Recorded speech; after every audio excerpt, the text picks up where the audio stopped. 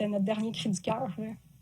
Plus que ça, là, on n'avait plus rien à perdre rendu là. C'est un témoignage accablant qui a été livré lundi par une ancienne vérificatrice interne à la SAAC, en particulier pour l'actuel PDG, Éric Ducharme, arrivé en poste en avril 2023, dans la foulée du fiasco SACLIC. À cette époque, les problèmes sont nombreux. Depuis le lancement de la plateforme, certaines taxes sur les véhicules de luxe, par exemple, ne sont pas perçues. Avez-vous été informé d'une liste de problèmes à corriger? J'avais 57 en tête, 57 redressements à corriger pour redresser les états financiers. Marilyn Lalonde constate plusieurs anomalies alors qu'elle a un mandat d'audit au sein de la société. On était 3 CPA autour de la table, plus tous nos autres collègues très compétents aussi, puis on disait, Monsieur Ducharme, vous n'en aurez pas des états financiers audités, là. Puis là, lui, il se disait, coudonc, êtes-vous en train de me dire que je me fais mentir? Oui. Elle raconte que le PDG aurait demandé aux vérificateurs de ne pas faire de vagues. Il avait le dossier sur son bureau, puis il avait pris ça du coin du doigt en disant, des dossiers de même, là, moi, je peux plus monter ça en haut.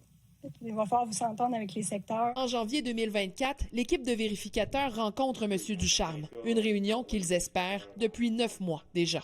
Et on lui avait dit, Monsieur Ducharme, on travaille pour vous. On est vos yeux, on est vos oreilles. Dites-nous c'est quoi vos besoins, on va travailler là-dessus. Il y avait un langage non-verbal tellement fermé.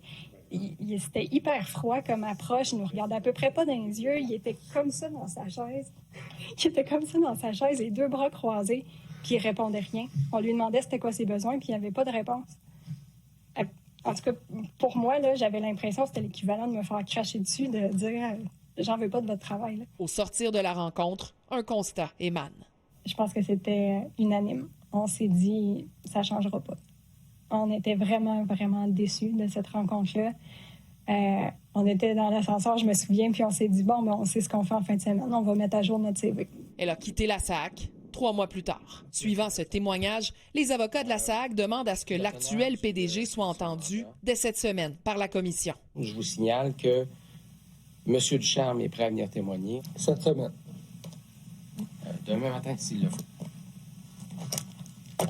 Je pense en délibéré. Par ailleurs, la présidente du Conseil du Trésor, Sonia Lebel, a fait parvenir cette déclaration lundi. Elle dit avoir mandaté l'Autorité des marchés publics pour effectuer une veille ainsi qu'une analyse approfondie du processus d'octroi et d'exécution des contrats TI du gouvernement.